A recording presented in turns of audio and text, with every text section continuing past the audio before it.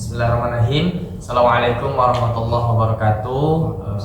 Alhamdulillahirabbil alamin. Assalatu wassalamu ala asyrafil anbiya'i wal mursalin wa ala alihi washabbihi rasulillah ajma'in. Alhamdulillah pada hari ini kita masih diberikan kesempatan untuk sama-sama hadir dalam sedikit wawancara mengenai tugas yang diberikan oleh Al-Islam Kemuhammadiyahan. Dan di sini alhamdulillah kami telah bersama salah satu dai muda yaitu Ustadz Ridho, yang mana beliau sudah berkecimpung di dalam dunia dakwah sekitar 4 atau 5 tahun yang telah lalu. Oleh karena itu sedikit banyaknya mungkin pengalaman yang telah diberikan oleh Ustadz Ridho akan dibagikan bersama kita dan akan kita mudah-mudahan bisa kita aplikasikan dalam kehidupan kita sehari-hari. Baik Ustadz, mohon sebelumnya perkenalkan, nama saya Andika Putra. Di sebelah saya itu Randi Fitriani, yang laki-laki yaitu Rizky Septiansyah, dan selanjutnya Putri Hanum Rizky. Nah, di sini kami sedikit mewawancari Ustadz tentang bagaimana dakwah Islamiyah pada hari ini sehingga kita bisa berjalan dengan Islam. Mungkin bisa dimulai dari pertanyaan Bang Rizky.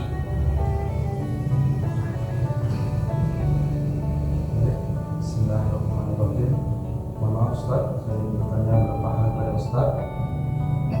Menurut Ustaz, bagaimana pandangan Islam terhadap ilmu pengetahuan? Assalamualaikum warahmatullahi wabarakatuh. Alhamdulillahirrahmanirrahim. Wassalatu wassalamu ala asyrofil mursalin wa ala alihi washabbihi rasulillah ajma'in. Terima kasih kepada teman-teman mahasiswa yang mempercayai kepada saya untuk melakukan wawancara dakwah Islam. Terutama pada pertanyaan pertama tadi, boleh diulang? Bagaimana paradigma Islam terhadap ilmu pengetahuan? Bagaimana paradigma Islam terhadap ilmu pengetahuan? Sesungguhnya Islam itu tidak pernah membatasi ataupun melarang umat Islamnya untuk mencari ilmu pengetahuan. Bahkan Islam itu menyuruh kita untuk senantiasa selalu menuntut ilmu, mulai dari buayan hingga liang lahat. Sehingga paradigma Islam terhadap ilmu pengetahuan sangat berkaitan erat. Islam, manusia, ilmu pengetahuan itu terhadap manusia itu pada hakikatnya itu adalah merupakan fitrah. Kita dilengkapi atau diciptakan menggunakan akal pikiran dengan indera, beberapa panca indera, baik itu penglihatan, pendengaran, peraba dan lain sebagainya. Maka kita manfaatkan seluruh apa yang telah dikaruniakan oleh Allah Subhanahu Wa Taala itu untuk menggali dan pengetahuan ilmu-ilmu Allah, baik itu ilmu duniawi, baik itu ilmu-ilmu yang secara tekstual maupun ilmu-ilmu alam. Alam itu seperti apa yang terjadi pada sekitar kita, sehingga hakikatnya kita itu fitrah kita memang menuntut ilmu.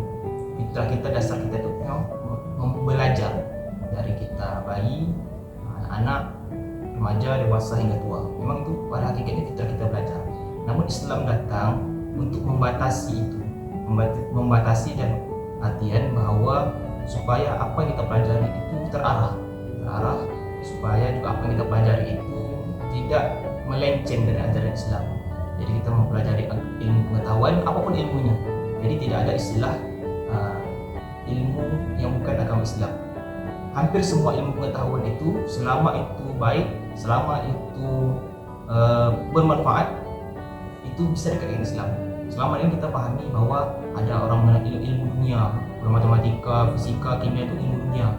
Kalau ilmu Islam itu seperti fikih, Quran, hadis, dan lain sebagainya, tafsir. Pada hakikatnya tidak.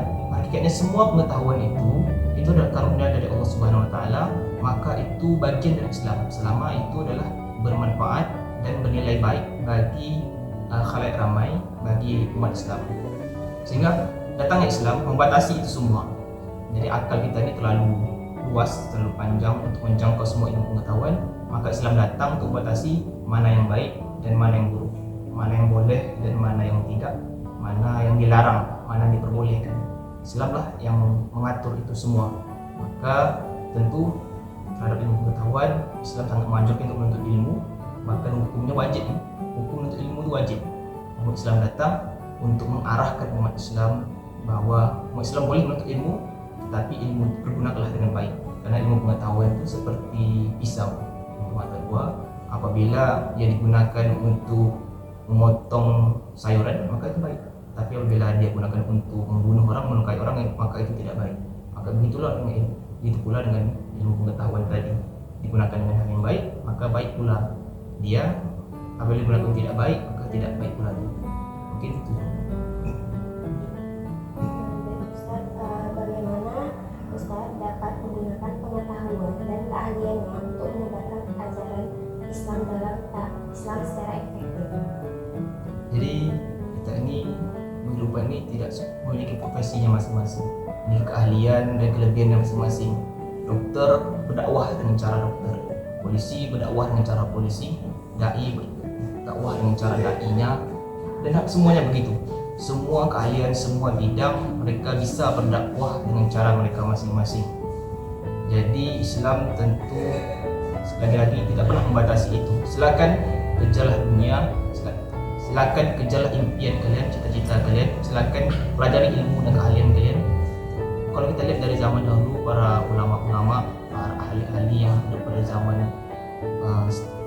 salafus soleh, salaf, mereka itu hampir semua pelajaran-pelajaran dunia itu mereka kuasai.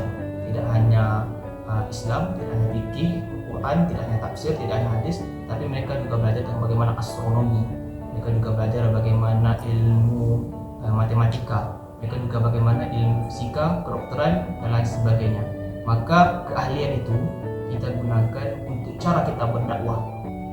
Mungkin kita yang di zaman sekarang ini, mungkin kita profesi kita dengan media sosial kita ini, mungkin ada yang selebgram, juga tidak membatasi kita untuk menggunakan media sosial kita untuk berdakwah. Gunakanlah sebaik-baiknya.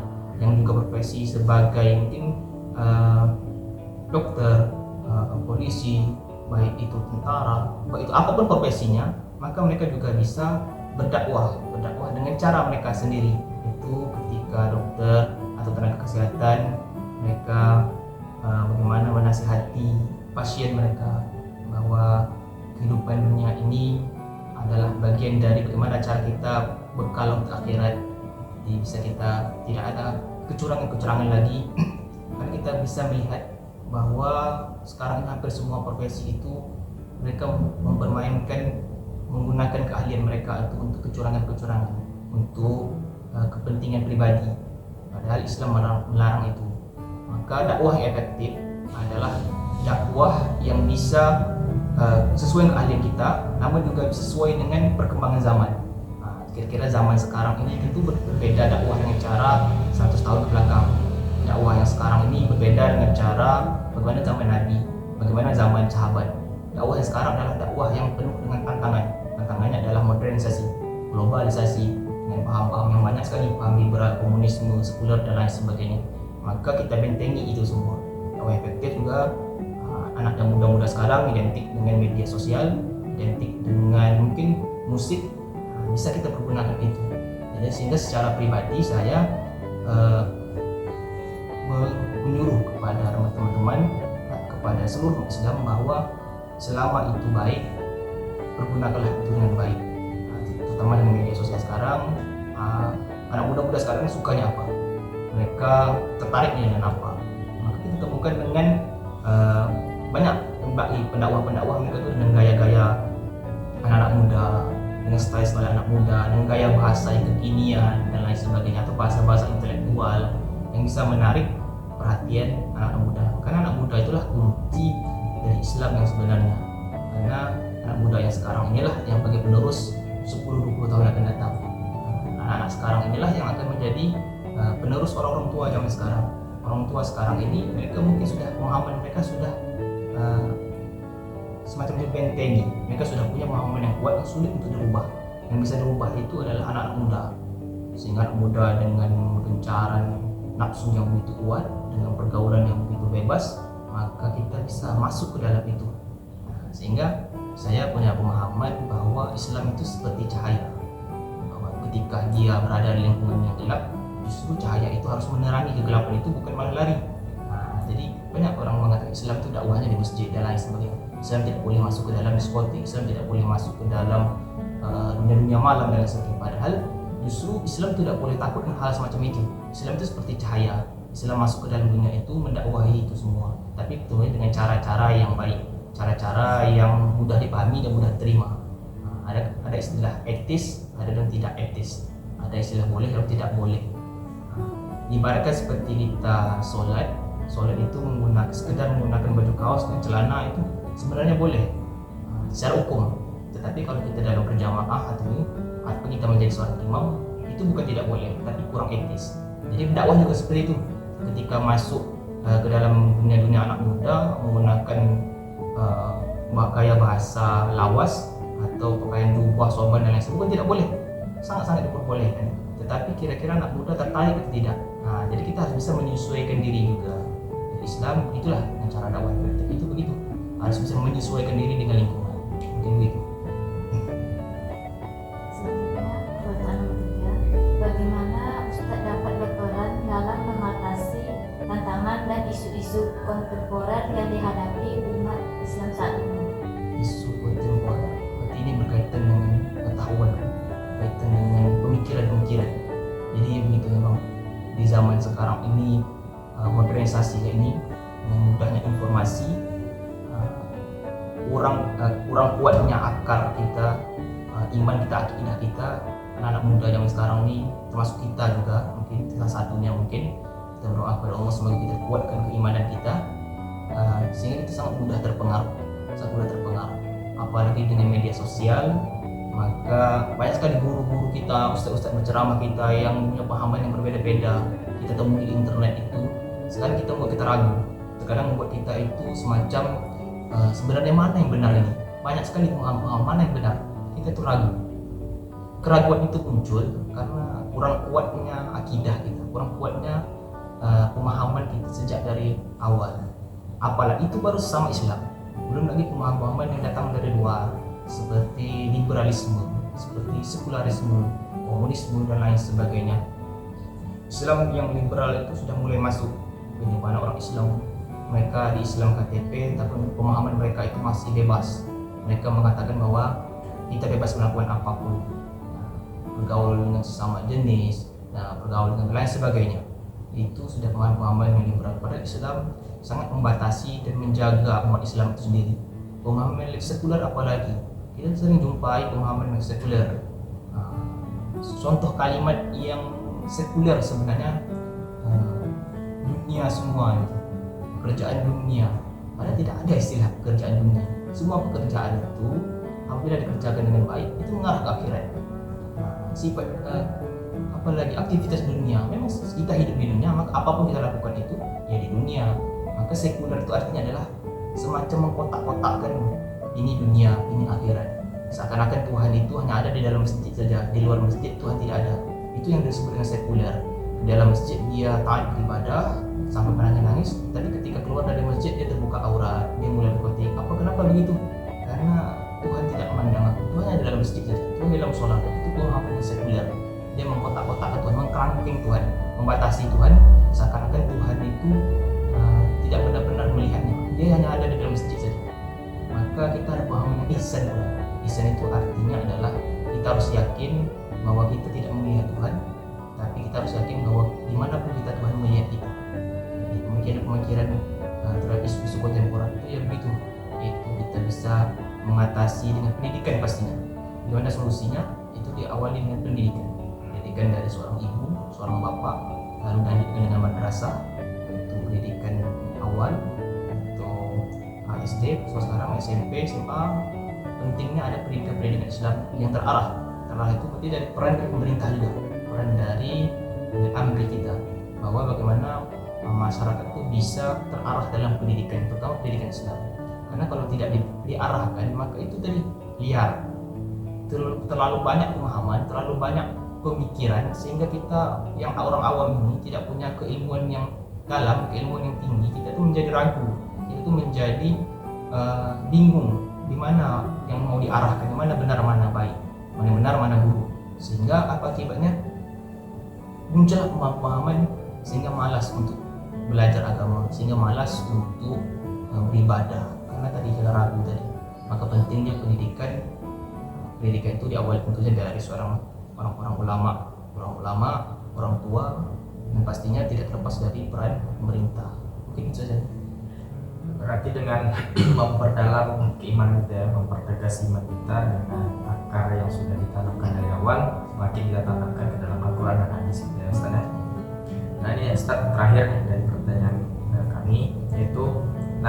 selaku pendakwah, selaku dai muda tentu ada tugas-tugas tersendiri daripada orang awam, yaitu apa saja sih tugas kita dan tanggung jawab kita selaku seorang pendakwah, Ustaz, untuk menghadapi perkembangan ilmu yang semakin lama semakin tinggi, tetapi ya harus dibarengi dengan keislaman. Jadi lagi-lagi peran kita sebagai dai, sebagai pendakwah pengetahuan ini harus pentingnya dari pribadi dai itu sendiri, dari kepribadiannya sendiri, menguatkan keilmuan, dasar-dasar keilmuan sebelum kita turun ke masyarakat, sebelum kita turun ke orang-orang, kita juga harus punya dasar yang kuat juga. Karena orang awam itu bertanya terlalu bebas sehingga tidak kemungkinan muncul pertanyaan-pertanyaan yang bisa jadi malah mengenal kepada diri kita sendiri. Bisa jadi pertanyaan-pertanyaan itu tidak bisa kita jawab. Bahkan orang-orang awam itu seharusnya mereka itu adalah kita rangkul bahwa kita paham bahwa tidak semua orang mendapatkan pendidikan Islam yang seperti kita dapatkan. Mungkin dari lingkungan mereka, dari orang tua mereka yang tidak mengajarkan Islam, lingkungan pertemanan, lingkungan sekolah dan lain sebagainya. Kita seorang dai, seorang pendakwah harus paham itu. Kita harus paham bahwa target marketing kita ini siapa. Nah, kalau istilah marketing, target marketing, berarti target dakwah itu siapa? Kalau target kita adalah orang-orang yang sudah datang ke masjid, maka dakwahilah dengan cara-cara yang baik, dengan cara-cara yang sudah selayaknya. Kadang yang kita dakwah itu orang-orang yang sudah datang ke masjid. Bagaimana mendakwahi orang-orang yang tidak pernah ke masjid? Bagaimana mendakwahi orang-orang yang bahkan hal-hal yang wajib itu tidak pernah dikerjakan, sholat lima waktu tidak pernah dikerjakan, bahkan dasar-dasar Islam saja mereka tidak tahu. Kenapa tidak tahu? Karena memang tidak pernah diajarkan. Jadi seorang dai itu juga harus paham dengan itu. Karena ketika di masyarakat kita tidak bisa pukul rata bahwa mereka itu punya pengetahuan yang berbeda-beda. Oke, secara umum kita bisa menyampaikan Islam secara umum, tapi bagaimana secara bisa efektif ke dalam pribadi masyarakat sendiri, kita harus memahami itu. Maka pentingnya pengelompokan ini adalah mereka bentuklah semacam organisasi Islam, bentuklah semacam sekolah-sekolah Islam, tapi khusus bagi mereka orang tua, mungkin orang 40 tahun 30 tahun yang mungkin mereka masih ingin belajar tapi mereka malu, segan untuk belajar. Maka penting ada sekolah-sekolah yang ingin merangkul orang-orang tua. Karena kalau sekedar ceramah terlalu umum. Nah, yang dibahas itu terlalu umum, tidak bisa mengkaji mulai dari ilmu dari dasar sekali usul itu sampai ke tingkat tinggi, tidak bisa. Nah, yang diajarkan dari ceramah itu pelajaran-pelajaran yang umum. Maka penting ada kajian.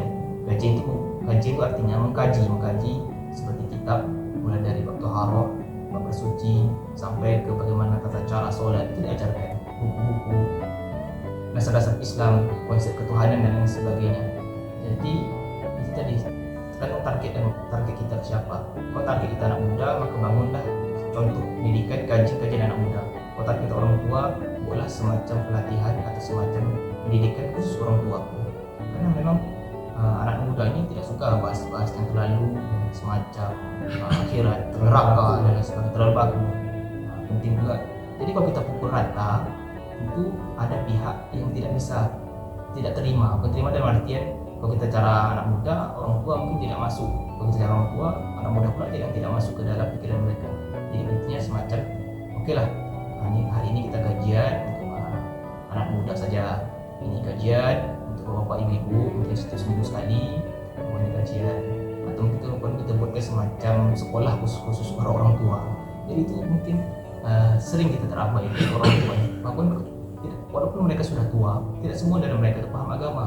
Tidak semua dari mereka itu mengerti tentang, bahkan sholat pun mereka masih kurang paham. Bahkan sekedar rukun Islam itu 5 itu mereka masih terabaikan dan sebagainya. Jadi mungkin itu bahwa dalam ibadah ini, dalam berdakwah ini penting memahami kondisi dan situasi dari masyarakat itu. Kita sebagai dai juga, tapi yang pasti kita sebagai orang dai ini harus memiliki pemahaman yang kuat pula. Karena masyarakat bertanya, masyarakat ingin diskusi, ternyata kita tidak bisa memberi jawaban yang memuaskan, ujung-ujungnya mereka pun tidak mendapat pemahaman yang baik pula, akhirnya pun tidak sesuai, tidak cocok dan lain sebagainya, akan banyak dampak daripada akhir yang akan timbul di situ. Oke Ustaz, mungkin itu ya Ustaz yang bisa kami tanyakan. Berarti yang dapat kami simpulkan di sini adalah bagaimana kita seorang dai muda, kita selaku mahasiswa yang masih berdarah muda tentu harus juga bisa berdakwah Islam secara bagaimana kita mengikuti perkembangan zaman, Ustaz ya. Dan tentunya tidak menjauh dari Al-Quran dan hadis dan dasar-dasar Islam itu sendiri. Terima kasih Ustaz, mungkin hanya itu yang bisa kami tanyakan. Terima kasih juga atas waktu dan kesempatan yang telah diberikan. Mudah-mudahan Ustaz diberi kesehatan dan kita semua diberi kelancaran. Terima kasih Ustaz, dan juga mohon pamit undur diri. Assalamualaikum warahmatullahi wabarakatuh. Waalaikumsalam warahmatullahi wabarakatuh.